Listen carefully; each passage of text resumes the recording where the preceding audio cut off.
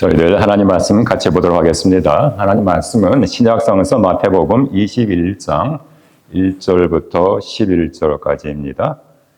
신약성서 마태복음 21장 1절부터 11절 여러분을 대신해서 제가 대독해 드리도록 하겠습니다. 그들이 예루살렘 가까이 가서 감난산 백파게에 이르렀을 때에 예수께서 두 제자를 보내시며 이르시되 너희는 맞은편 마을로 가라. 그리하면 곧 매인 나귀와 나귀 새끼가 함께 있는 것을 보리니 풀어 내게로 끌고 오라. 만일 누가 무슨 말을 하거든 주가 쓰시겠다 하라. 그리하면 즉시 보내리라 하시니 이는 선지자를 통하여 하신 말씀을 이루려 하심이라. 일러스되 시온 딸에게 이르기를 내 왕이 내게 임하나니 그는 겸손하여 나귀 곧 멍에 매는 짐승의 새끼를 탔도다 하라 하였느니라. 제자들이 가서 예수께서 명하신 대로 하여 나귀와 나귀 새끼를 끌고 와서 자기들의 겉옷을 그 위에 얹으매 예수께서 그 위에 타시니 무리의 대다수는 그들의 겉옷을 길에 펴고 다른 이들은 나뭇가지를 베어 길에 펴고 앞에서 가고 뒤에서 따르는 무리가 소리 높여 이르되 호산나 다윗의 자손이여 찬송하리로다 주의 이름으로 오시는 이여 가장 높은 곳에서 호산나 하더라. 예수께서 예루살렘에 들어가시니 온 성이 소동하여 이르되 이는 누구냐 하거늘 무리가 이르되 갈릴리 나사렛에서 나온 선지자 예수라 하시니라. 아멘. 지금까지 하나님의 말씀이었습니다. 제가 벌써 군에서 전역한 지가 세월이 유수히 흘러서 4년이 돼갑니다. 제가 군사역을 마지막으로 한 부대는 남가주 서던 캘리포니아 모하비 사막 오지에 위치한 대규모 군사훈련 기지였었습니다. 그 이름이 National Training Center in Fort Irwin, 캘리포니아인데 여름이 되면은 놀라지 마십시오. 온도가 110도까지 올라갑니다.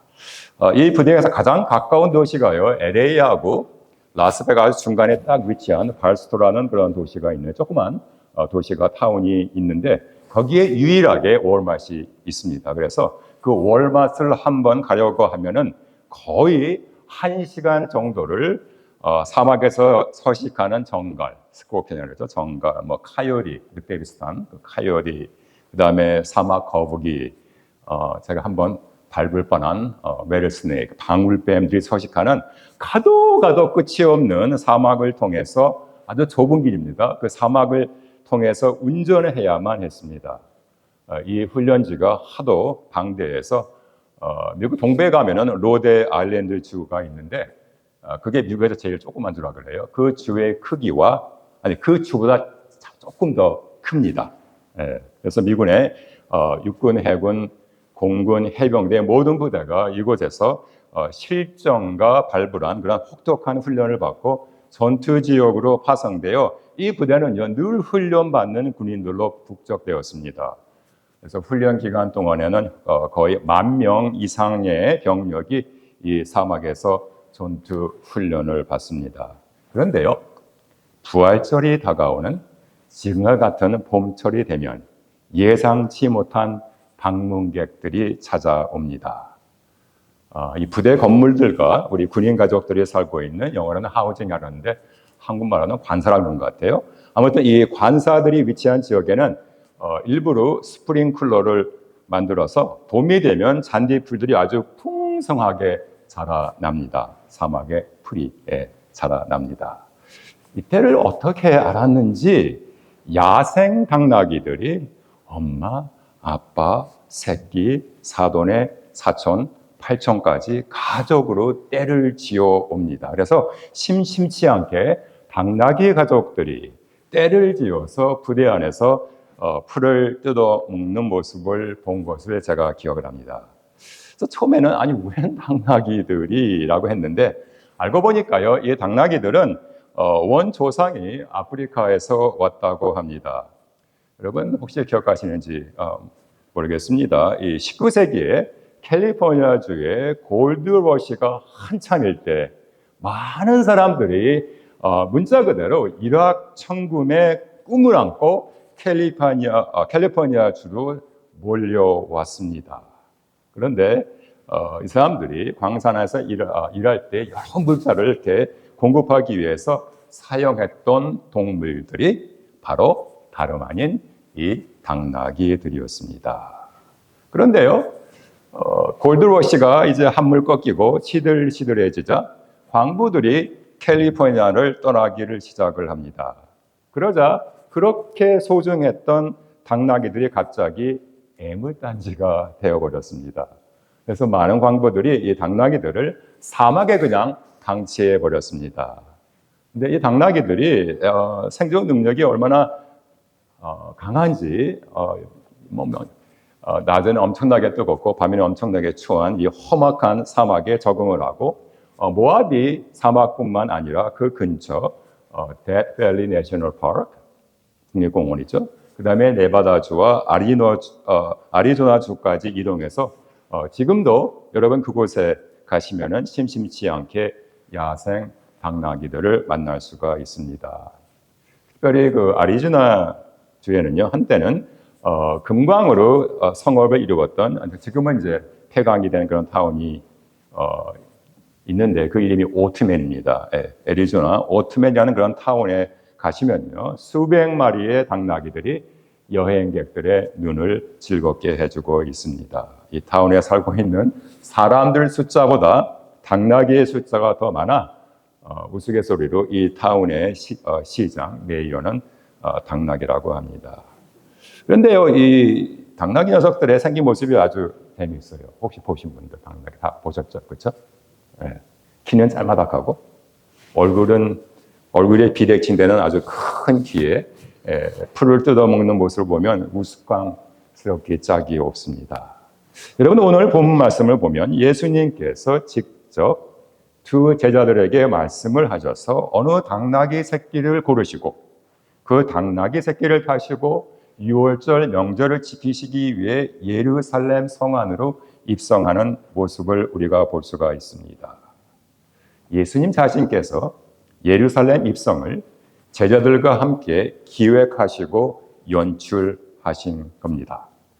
그러자 군중들은 호산나를 외치며 환호하고 온 예루살렘 성이 들썩거립니다.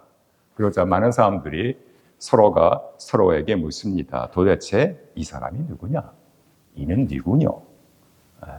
자, 오늘 종료주일, 팜 선데이, 오늘 종료주일 맞이해서 당나귀 새끼를 타시고 예루살렘으로 입성하는 예수님의 모습을 보면은요, 이는 누구인가? 이 사람은 누구냐라는 바로 그 질문에 대한 대답이 나옵니다. 오늘 이 복음서의 저자 마태, 여러분 마태 너무나 잘 아시죠? 세리 마태, 텍스 컬렉터, 요즘 말로 미국으로 치면은 IRS 직원입니다. 이 마태는 이 사람이 누구냐라는 답을 원한다면은 아이러니컬하게도 당나귀를 주시하라고 우리에게 힌트를 주고 있습니다.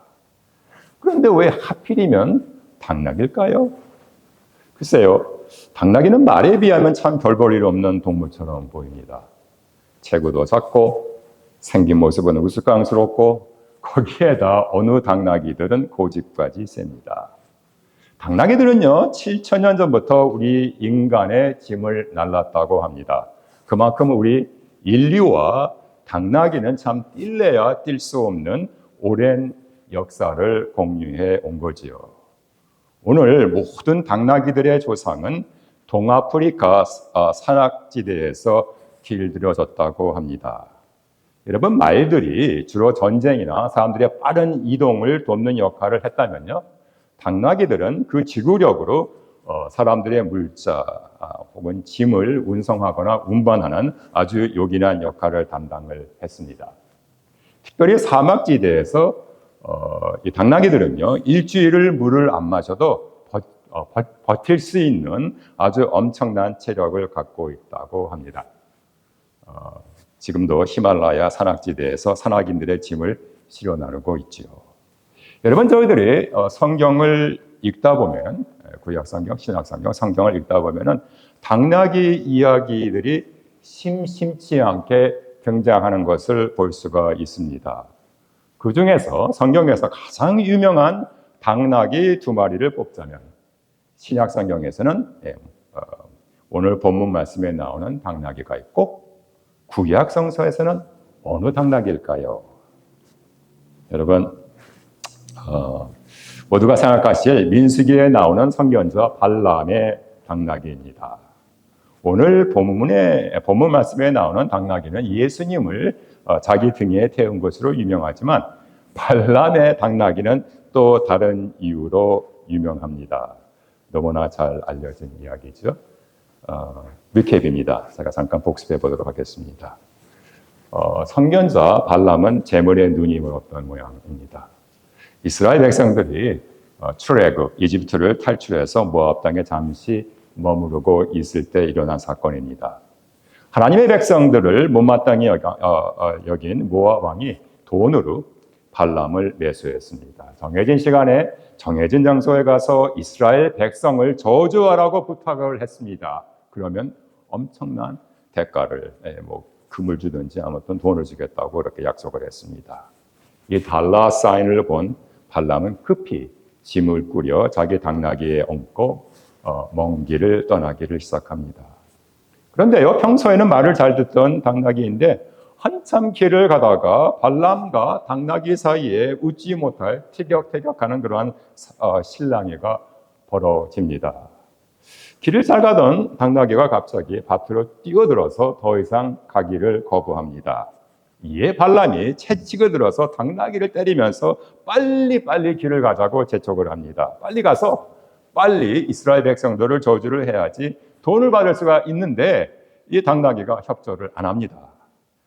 근데 겨우겨우 해서 당나귀를 달려서 포도원 사이 좁은 길을 가는데 이번에는 이 당나귀가 벽 쪽으로 바짝 붙어 발람의 발이 긁힙니다. 그러니까 당나귀가 한 번 더 얻어 맞지요. 그러자 이번에 갑자기 당나귀가 바짝 엎드려 주저앉자 타고 앉았던 발람이 땅에 떨구어 넘어져 버립니다. 머리 끝까지 화가 난 발람이 인정사정 없이 당나귀를 내려치자 갑자기 황당한 일이 벌어지기 시작을 합니다. 당나귀가 입을 열어서 말을 하기 시작합니다. 아니 내가 주인께 뭘 어쨌길래 나를 3번이나 때리는 거요? 이놈이 나를 놀림감으로 여기는구나. 칼이 있었다면은 내 놈을 당장 한 칼에 하는 순간 바로 길 앞에 칼을 빼어 손에 들고 있는 천사의 모습이 발람의 눈앞에 번뜩 들어옵니다. 그제야 발람은 당나귀가 자기의 생명을 구해준 사실을 깨닫고 머리를 숙이고 천사에서 바짝 엎드립니다. 기억하시는지요? 이래서 사람이 말 못하는 짐승보다 못하다는 그런 이야기를 듣는지 모르겠습니다. 죄송합니다. 이 당나귀는 말을 했습니다. 아이들 영화 슈렉에 무지무지하게 말이 많은 당나귀 한 마리가 나옵니다. 아이들이 다 좋아하죠. 아마도 제가 생각할 때는 이 당나귀는 발람의 당나귀에서 그 모티브를 얻은 듯합니다. 그런데 왜 우리 예수님은 예루살렘에 입성하실 때 그 많은 짐승들 가운데 하필이면 당나귀 새끼를 타셨을까요? 오히려 잘생긴 아주 건장한 흑마나 백마를 타셨다면 훨씬 더 멋있어 보이지 않았을까요? 여러분, 우리 생각에는요, 당나귀는 누구나 탈 수 있는 별 볼 일 없는 짐승으로 여길 수가 있지만 그러나 꼭 그런 것은 아닙니다. 고대 시대에는요, 당나귀들이 지금처럼 흔하지가 않았습니다. 그래서 그 당시에는요, 부귀 권세를 누렸던 사람들, 즉 왕들이나 귀족들이 타던 전유물이자 엄청난 사치품이었습니다.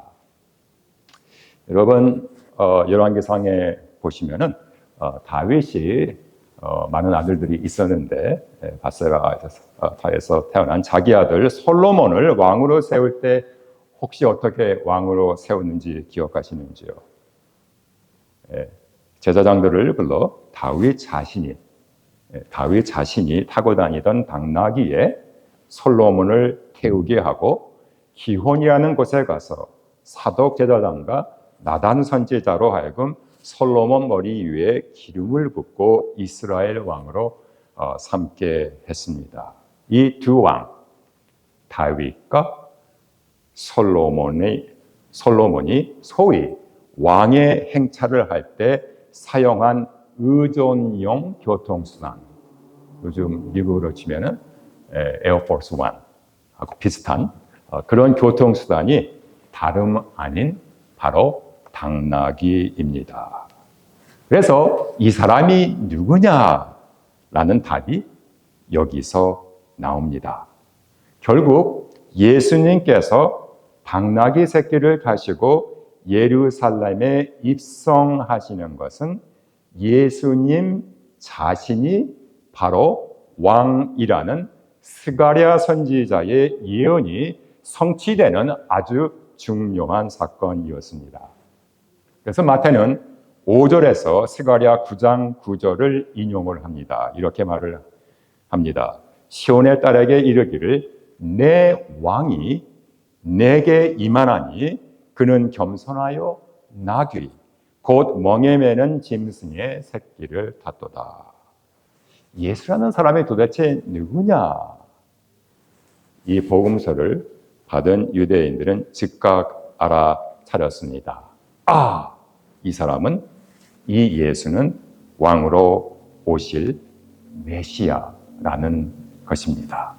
그런데 문제가 있습니다. 예수님께서 왕의 신분으로 예루살렘에 오신다는 것이 로마 당국, 이 당시 로마 당국에 발각이 되면은 즉각 반역죄로 처형을 당할 수가 있습니다. 여러분 잘 아시다시피 이 당시 이스라엘은 세계 최대 강국, 슈퍼파워, 세계 최대 강국 로마의 식민지였습니다. 로마 제국의 왕은 로마 황제, 우리 한국말로는 카이사 그런데 영어로는 시저밖에 없습니다. 이 로마 제국의 정치적인 반항을 한다는 것은 자기 목숨을 내놓는 아주 위험천만한 일입니다. 특별히 예수님께서 당나귀 새끼를 타시고 예루살렘에 입성하실 때는 유대인들의 최고 명절 6월절입니다. 6월절은 탈이짓, 출애굽을 기념하고 축하하는 명절이기에 유대인들의 민족주의가 하늘을 찌릅니다. 그러니 예루살렘은 전국 방방곡곡 전 세계에서 온 유대인들의 인파로 그야말로 발 디딜 틈도 없이 북적거렸습니다. 로마 당국, 특별히 로마 유대 총독 본디오 빌라도 측에서 봤을 때 이 6월절 기간은 자칫 잘못하면 유대인들이 어떤 반로마 시위를 벌일지 모르기에 아주 사방에 비밀 정보 요원들을 풀어놓고 로마 군인들을 풀어서 삼엄한 경비를 쳤습니다. 제가 볼 때 모르긴 몰라도 빌라도 총독 자신이 자신의 권위를 내세우기 위해서 예루살렘 성을 행차했을 것입니다. 두두둑 하면서 먼지를 헤치면서 달려오는 로마 군인들을 태운 수십 마리의 군마들, 바로 그 뒤에 음부 투구와 붉은 망토를 쓴 총독 빌라도를 태운 화려한 전차가 4마리의 건장한 백마들을 앞세우고 위풍당당히 예루살렘 성안을 맴돕니다. 그러자 성벽 위에 있던 로마 군사들은 일제히 나팔을 들어서 빰빠라 빰빠라 빰빠라 하며 이 총독에게 예우를 갖춥니다. 물론 시끌벅거렸던 유대인들의 인파는 졸지에 쥐 죽은 듯 조용합니다. 로마 제국 일개 속국 유대 총독의 행차가 이 정도라면 로마 제국 황제 시저가 행차했다면 어떠했을까요? 그런데 얼마 안 있어서 성위에 있던 로마 군인들의 시야에 재미있는 모습이 들어옵니다. 어느 청년이 당나귀, 그것도 볼품없는 당나귀 새끼를 타고 우스꽝스럽게 예루살렘 안으로 들어옵니다.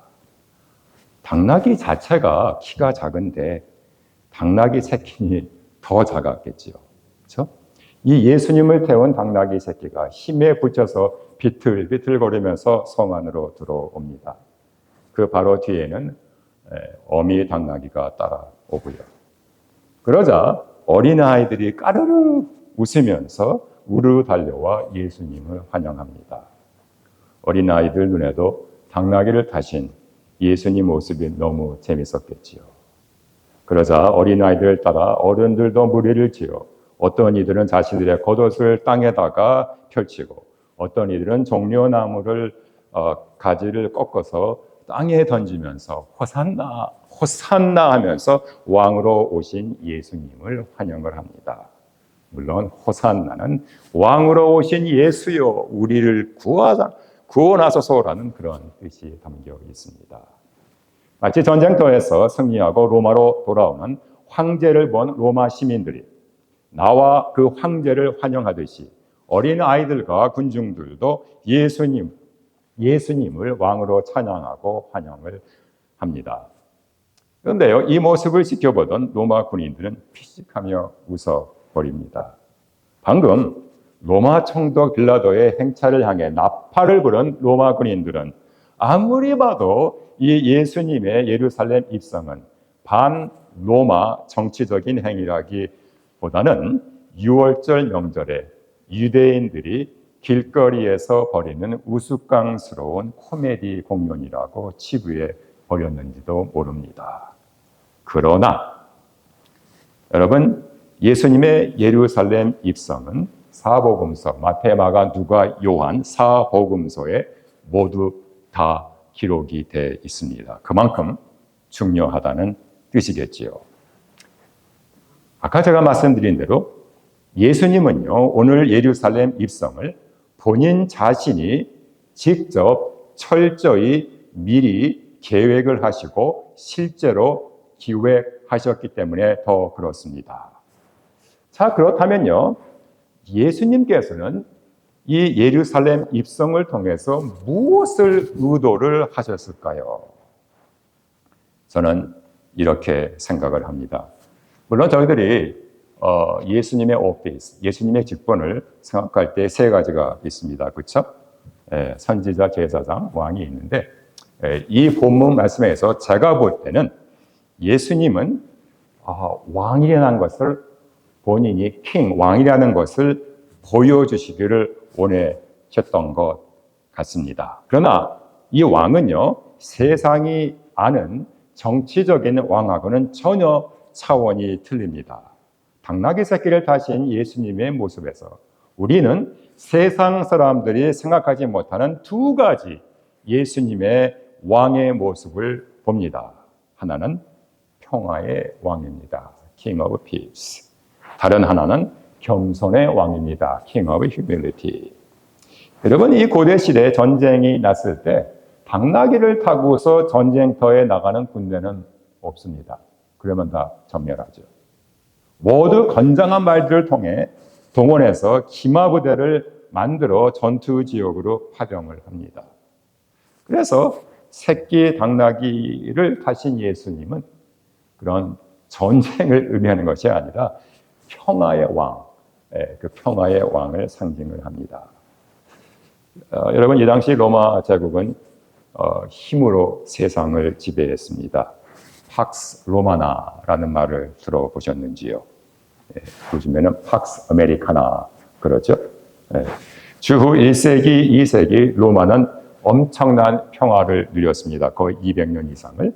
그런데 이 평화는요, 강력한 로마 군대의 기량과 힘에 의한 물리적인 평화였습니다. 로마 제국의 지배를 받던 속국들이 황제 시저의 말을 들으면 조용히 놔두지만 그렇지 않고 혹시라도 제국에 반역할 때는 지체 없이 거칠은 군사력을 동원해 평정을 했습니다. 어떻게 보면요, 우리 예수님께서 당나귀 새끼를 타시고 예루살렘에 입성하는 모습은 풍자적으로 기존 세력인 로마 제국을 향한 패러디와 비슷합니다. 우리는 어떻게 평화를 누릴 수 있을까? 여러분, 우리 모두는요, 평화를 원합니다. 그러나 진정한 평화는 군사력과 같은 물리적인 힘에 의해 이루어지는 것이 아니라 예수님 자신을 왕으로 모실 때 진정으로 이루어지는 것을 마태는 우리에게 암시하고 있는 것입니다. 사랑하는 여러분, 예수님께서 싸우실 대상은 혈과 육이 아니라 이 세상 공중 권세를 잡은 사탄의 세력들입니다. 이제 내일부터 고난 주간이 시작을 하죠. 5일 후에 굿프라이데이 성금요일 십자가에서 예수님께서는 하나님과 사람 사이에 죄로 허물어졌던 장벽을 다시 회복을 하고 다시 평화를 리스토레이션 합니다. 그래서 예수님이야말로 진정한 평화의 왕입니다. 제가 세일러 칠드런스 하스피털 병원에서 사역할 때 이제 pre-surgery prayer라고 해서 수술을 앞둔 환자 부모들을 신방을 해서 기도할 때가 종종 있습니다. 그러면 제가 무엇을 위해서 기도해 드릴까요? 하면은 많은 부모들의 기도 제목은 다른 게 아니라 우리 마음에 평화가 있을 수 있도록 평정이 있을 수 있도록 기도해 주세요라는 그런 말을 많이 듣습니다. 오늘 이 말씀을 기록한 마태는 이렇게 우리들에게 묻습니다. 완전 무장한 이 세상의 기존 권력을 따를 것이냐?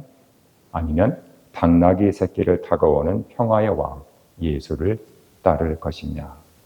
스가랴 선지자는요, 당나귀 새끼를 타신 예수님의 모습을 온유하고 겸손하다고 했습니다. 그래서 예수님은 평화의 왕이시지만 또 겸손의 왕이십니다.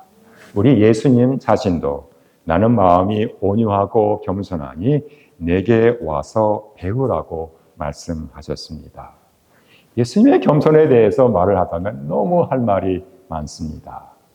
여러분, 하나님이신 예수님이 사람이 되셨다는 이 사실 하나만 해도 너무 엄청납니다. 어떻게 말로 표현을 할 수가 없습니다. 예수님은요, 당연히 당신이 받으셔야 할 하늘의 영광을 버리시고 낮은 곳으로 창조자이신 하나님이 피조물로 임했습니다. 어린 아기로요. 그래서 사도 바울은 이렇게 말을 합니다.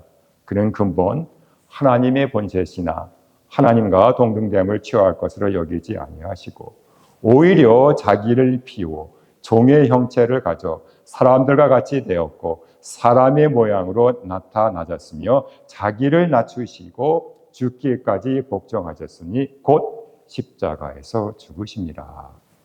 그래서 겸손은 내려갑니다. 그러나 우리는 올라가려고만 합니다. 세상에서 출세하고 권력을 잡고 돈도 많이 벌고 우리의 올라가려는 욕심은 끝이 없습니다. 교회 안에서도 올라가려는 시도는 여전합니다. 저는 한인교회 경험이 부족해서 조금은 조심스럽지만 제가 들은 이야기입니다. 물론 우리 새언약교회에는 해당되지가 않습니다. 어떤 성도님들은요, 집사님, 장로님, 권사님 되시는 것을 계급으로 알고 너나 나나 다 올라가려고 합니다. 그러다 혹시라도요, 안수 집사, 장로직에 피택이 안 되면 삐지고 시험에 들기도 합니다. 목사들도 똑같습니다. 감투 쓰기를 좋아해서 노회장, 총회장, 무슨 협회 회장 서로 되려고 그렇게 노력합니다. 제가 군목으로 은퇴를 냈기에 우리 군목들도 올라가기 좋아하는 것은 마찬가지입니다. 소령, 중령, 대령 계급의 목을 매답니다. 물론 여러분, 오해는 없기 바랍니다. 회사에서 승진하시고 출세하시고 군에서 계급 올라가는 그 자체가 나쁜 것은 물론 아닙니다. 겸손한 사람도 출세하고요. 겸손한 사람도 권력을 잡고요. 겸손한 사람도 높은 지위까지 올라갑니다. 그러나 진급, 승진, 출세 그 자체가 목적이 되면 그 사람은 겸손에 반대 교만한 사람이 됩니다. 우리 예수님은 십자가에서 돌아가시기 바로 그 전날 식사를 마치시고 허리에 수건을 동이시고 몸소 제자들의 발을 씻겨 주셨습니다. 왕이신 예수님이 바로 섬기는 본을 보이신 거지요. 그래서 여러분, 우리 예수님은 겸손의 왕이십니다. 말씀을 정리하겠습니다. 제가 설교 시작 언급한 모아비 사막에 있는 이 군사훈련기지 내셔널 트레이닝 센터 NTC라고 하는데, 이 NTC에는 유명한 미 육군 기병대 부대가 있습니다. 물론 지금은 말들을 탱크로 대치를 했습니다. 그래서 기갑부대로 바뀌었습니다. 그러나 옛날 전통을 이어받아서 우리 미 육군에서 얼마 안 되는 말들을 이 부대 안에서 사육하고 훈련을 시킵니다. 저도 시간이 나면요, 이 말들을 보기 위해서 종종 마국간을 찾곤 했습니다. 아주 잘생긴 건장한 말들입니다. 부대 안에서 무슨 특별 행사나 특별히 장군 지휘관 이 취임식이 있을 때 옛날 기병대에 복장을 한 젊은 장교들이 말을 타고서 힘껏 멋을 부립니다. 그래서 말들은 전투와 권위를 상징을 합니다. 그러나 이 말들에 비해서 당나귀는 키도 왜소하고 생긴 모습도 우스꽝스럽습니다. 그러나 당나귀들은요, 아무리 무거운 짐을 실어도 화를 내는 법이 없습니다. 자기 주인을 따라서 그저 묵묵히 앞을 보고 나갈 따름입니다. 그래서 당나귀들은 평화와 겸손을 상징합니다. 우리 예수님은 군대를 몰고 평화의 성 예루살렘으로 입성한 것이 아니라 온순한 새끼 당나귀를 타시고 들어오셨습니다. 그래서 우리 예수님은 평화의 왕이십니다. 여러분, 진정한 평화는요, 우리 마음에 예수님을 모실 때만 가능합니다. 평화의 왕 예수님은 동시에 겸손의 왕으로 우리 모두에게 섬김의 자세를 보여주셨습니다. 이 왕은 낮은 곳으로 임하십니다.